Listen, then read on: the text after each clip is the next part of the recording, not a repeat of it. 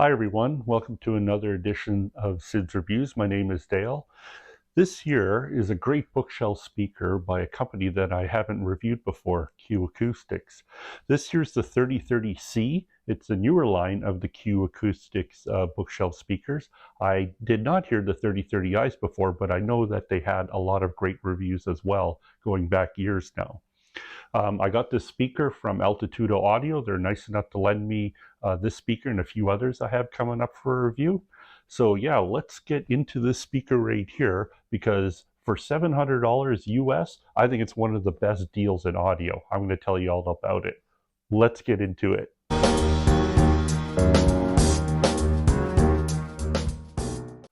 Okay, so like I mentioned before, this is part of the new Q Acoustics 3000 series. And so in this 3000C series now, it's a whole home theater line of speakers and has actually 3 bookshelf speakers. This one's the largest. It also has a 3020, which is the medium, and the 3010, which are the baby little speakers, and has center channel and also a floor stander as well. They come in 4 different colors. So they have a black color, white, they have an oak, and then this one here is kind of like a dark walnut, which I think is pretty nice as well, actually. The cost of these speakers, like I said, is $700 in the US, and here in Canada, because of our exchange rate, it's about $1,000 or $1,100, depends where you look for it. So the speaker consists of almost a 1-inch soft dome tweeter. It's 0.9 that they say, and this is a 5.5-inch bass driver here. The sensitivity of these speakers is 86.5 dB. Don't let that fool you though. These things actually get up and go actually pretty quick, and you don't need that much power really in an amplifier to get them going. Frequency response on these speakers they go down to about 48 hertz in the low end area up into 30,000 kilohertz. And these things are very well built. There's like internal bracing inside these, and these weigh about 17 pounds each. So they're very well built. I think they look very good inside the room. And I really like the silver here, the aluminum or whatever, the accent around the driver and tweeter. I think it gives it a touch of class. And it does come with magnetic speaker grills as well. So you can put those on. Doesn't really change the sound much at all either, but I prefer most of my speakers with the grills off. Okay, now let's talk about the sound quality of these speakers. First of all, the amplifiers I used my reference Unico Primo integrated tube, hybrid tube amplifier that puts out about 80 watts of power, and there was plenty, of course, to drive these speakers. I also used my preamp power amp combo, just a topping small preamp that I'll show you here in the picture, and then paired that with an Iota VX amplifier. Both gave very good sound and drove these speakers especially well. However, the Unico Primo gave the wider sound stage and a bit of tubey goodness to the sound as well. So I think that was a much better pairing, and that's the one I like the best. The overall tone of these speakers, I would say, is, I don't know if they call it a classic British sound, because I haven't heard too many British speakers. Well, I did hear the KEF R3 Metas, which obviously I really enjoyed. These ones here again have kind of an open sound, easy to drive, just a fun overall sound speaker that is very good with a lot of different music. Let me break it down a little bit more. Let's start with the bass of these speakers. So the bass, I mean, it's a 5.5-inch woofer, which is the largest one that they have in this line, actually, for the bookshelf speakers. And I thought the bass was really tight, punchy. It was quick bass, not the deepest that I've heard before, but it was definitely enough, I think, to drive the bass sound of most music I need. Of course, any bass heads that would listen to like techno or heavy rap and really want a really good thumb are still going to need the use of a subwoofer to integrate with these speakers.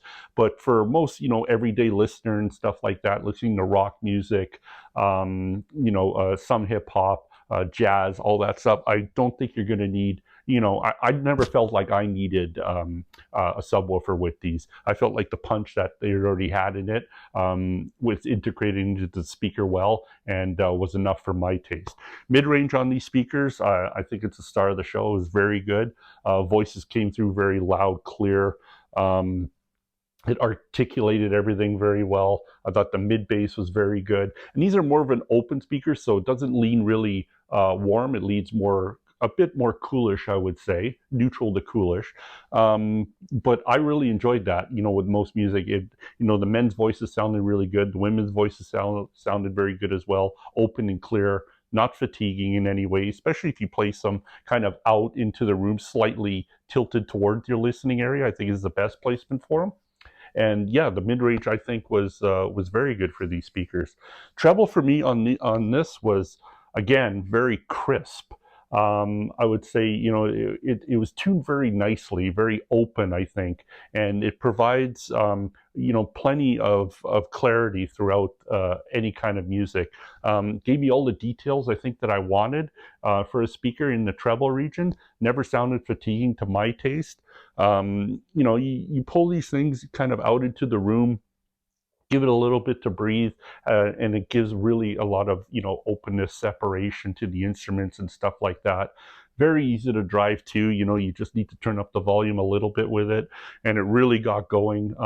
Even at low volumes, I thought it played very well, still with a lot of detail as well. So yeah, I mean, there wasn't really too much to say about these. I really enjoyed listening to them. I never really found too many faults with it. And every time I went away from the speaker and tried some other ones that I have here on hand, always going back to these was just like, oh, it was like a breath of fresh air. The music just opens up and comes out naturally, very lively and vibrant. And I really enjoyed listening to that. I think it's because these speakers deliver the type of tone that I enjoy, which is kind of an open, lively sound with a little bit of punchiness in the bass, and very good with all different kinds of genres of music. So now I'll go over a bit of a couple of comparisons to some other speakers that I reviewed. Okay, so the first speaker I wanted to compare it to, I think, is a good start, would be the Galion, the TS Voyager that I did in my last review. Now, those are Thomas and Stereo speakers. He designed those and stuff, and they're sold, exclusively to his website. So it's a direct to consumer, and he sells those for I think about $1,200 US. So that'd be about $1,500-$1,600 Canadian. So I know it's quite a bit more expensive than these ones, but I think there is some sound qualities in there that you could appreciate with these two speakers. Again, this one's very well built. I think that the Thomas & Stereo one's very well built as well. It has good good components inside it. The Thomas & Stereo one, that's what gives its very rich sound. The bass on the Thomas & Stereo one's going to be quite a bit more powerful than what you would get with these. Again, that's a transmission line speaker, and it has a plug inside, and you could kind of tune the bass according to your taste for that. So the bass is going to be quite a bit deeper and punchier. However, this one delivers, I think, a more quicker bass, and I think a little bit more, maybe a bit more detailed, not as bloated as the other one was. You can tune the Thomas & Stereo one so it's not bloated, but it does have quite a bit of bass. You do have to kind of consider more speaker placement with the Thomas & Stereo one. Mid-range on both speakers are very good. Thomas's speaker, his transmission line, I think leans more towards the warmer side of a sound. So some voices will be a little bit coming out a little bit more thicker and deeper in the bass for sure. This one's more open and airy, I think, and just a little bit more detail, I think, on the top end. So it's all about taste of what you want. So that's kind of the comparison that I make with that speaker. The other one that I wanted to compare it to is a speaker that I haven't reviewed yet, but I'm about to review, but I've been comparing kind of the two, is the Q Concerto Metas. So those are kind of like the baby brothers of the R3 Metas. Those retail for about $1,200 in the US. So again, it's quite a bit more money, but there is quite a bit of comparisons. They are about the same size, two British manufacturers kind of going at it, not quite at the same level. I think you get more, definitely deeper bass out of the Concerto Metas. However, that's more of a warmer speaker, plays better with bass type music and stuff like that. Kind of like the same sound as the Thomas & Stereo Voyager line of speakers. This one's more open, more get up and go, more kind of better, I think, with a wider variety of music that you're going to play. And just a fun speaker, easier to pair with amplifiers as well, and easier to set up in your room, I think, as an overall sound if you enjoy many different genres of music. So that's kind of the comparisons for those two. And now let's get on with the conclusion with this speaker of the Q Acoustics 3030C. All right, so to conclude this quick review here of this Q Acoustics 3030C, I think Q Acoustics really nailed really nailed it with these speakers. I never heard the 3030i line, but obviously those had really good reviews as well. But this one is quite a bit more expensive than another line. I think they upped it about $200 or $300 in the US just for these speakers. So they must have put some extra components in there, better quality components.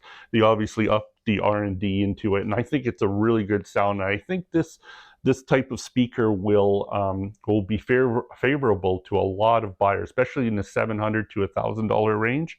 Definitely take a look at this speaker and get it auditioned. It could play with lower volume amps, lower powered amps. You know, at least 40 watts, I think, on up. This will pair great with it, or really get it to drive and go. Good for lower volume listening. They do play fairly loud as well. Probably not as loud as the Kefs that I have, but these could definitely get cranked up as well, and they don't lose its agility to, you know, things don't get lost, I think, in the music. It still plays loud very well. Great with rock music, classical music. I played hip hop on it. Like I said, again, if you need some extra bass, definitely pair it up with the subwoofer if you're a real bass head, but I never found myself missing that.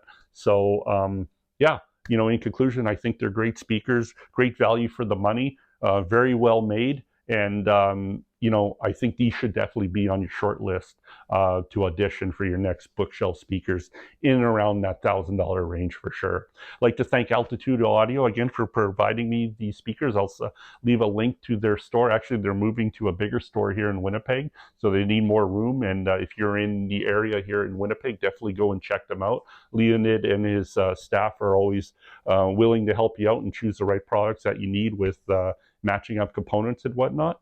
And yeah, that's it for this review. So if you have any comments or questions, leave them below. I'd love to hear from you. And until the next one, see you again, and thanks for watching.